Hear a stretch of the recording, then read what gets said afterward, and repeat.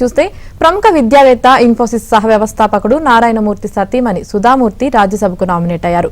రాష్ట్రపతి ద్రౌపది ముర్ము ఆమెను ఎగువ సభకు నామినేట్ చేసినట్లు ప్రధాని నరేంద్ర మోడీ ఎక్స్ వేదికగా వెల్లడించారు. మహిళా దినోత్సవం రోజున ఈ ప్రకటన వెలువడటం విశేషం.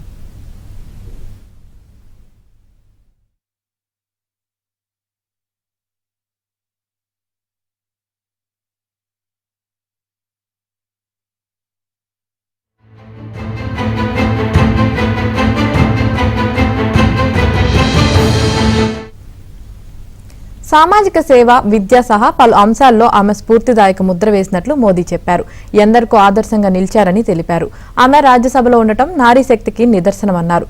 తన బాధ్యతను సుధామూర్తి పూర్తి స్థాయిలో నిర్వర్తిస్తారని ఆశిస్తున్నట్లు తెలిపారు మోదీ.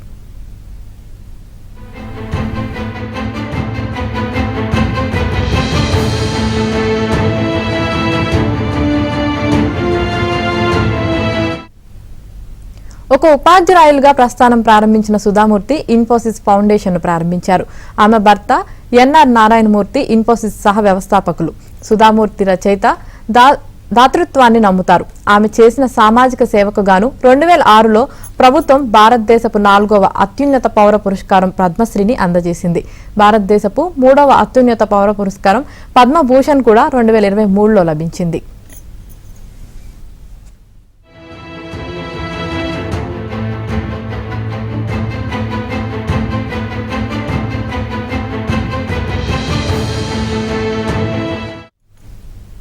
ఇదే విషయానికి సంబంధించి మరింత సమాచారం మా ఢిల్లీ ప్రతినిధి సతీష్ అందిస్తారు. సతీష్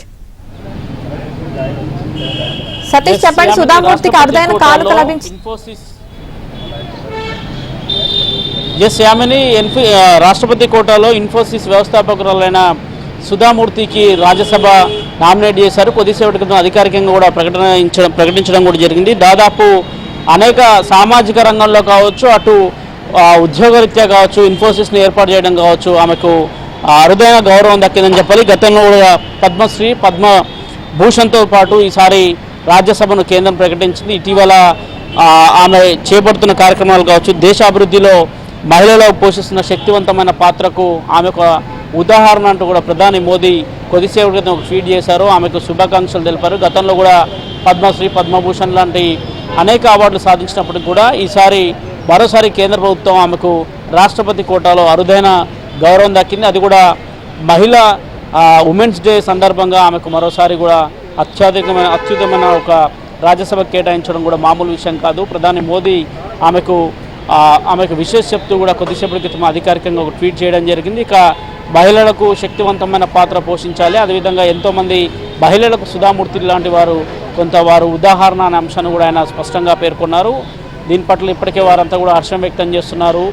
నారాయణమూర్తి ఎన్నో సేవలు అందించారు. ఆయనకు కూడా అనేక అవార్డులు వచ్చాయి. ఇన్ఫోసిస్ రంగంలో విప్లవాన్ని తీసుకొచ్చారు. తాజాగా ఆమె కూడా ఆయన మొదటి నుంచి కూడా అనేక రంగాల్లో కృషి చేస్తూ అటు సేవ కావచ్చు, విద్యారంగాల్లో కావచ్చు, సామాజిక కార్యక్రమాల్లో కావచ్చు, అనేక అంశాలలో నిరంతరం పార్టిసిపేట్ చేస్తూ యాక్టివ్గా ఉంటూ మహిళలను చైతన్యపరుస్తూ అనేక అంశాల్లో ముందుకు వెళ్తున్న సుధామూర్తికి ఈరోజు కేంద్ర ప్రభుత్వం, అదేవిధంగా ముఖ్యంగా రాష్ట్రపతి కోటాలో రాష్ట్రపతి ద్రౌపది ముర్ము కొద్దిసేపటి రాజ్యసభను ప్రకటిస్తూ అధికారికంగా ఒక ఉత్తర్వులు కూడా జారీ చేశారు. ఇక ఆమెను రాజ్యసభకు అయితే నామినేట్ చేశారు. అనేక సందర్భాలలో కావచ్చు, దేశం తరపున కావచ్చు, మొత్తం ప్రపంచంలో ఇన్ఫోసిస్కి సంబంధించిన అంశంలో ప్రధానంగా నారాయణమూర్తి కావచ్చు, సుధామూర్తి కావచ్చు, వారి పాత్ర చాలా పెద్దది. కేంద్ర ప్రభుత్వం అనేక అవార్డులతోనే అనేక సందర్భాలలో వాళ్ళని సత్కరిస్తూ ముందుకు వచ్చింది. తాజాగా కొద్దిసేపటి క్రితమే ఆమెకు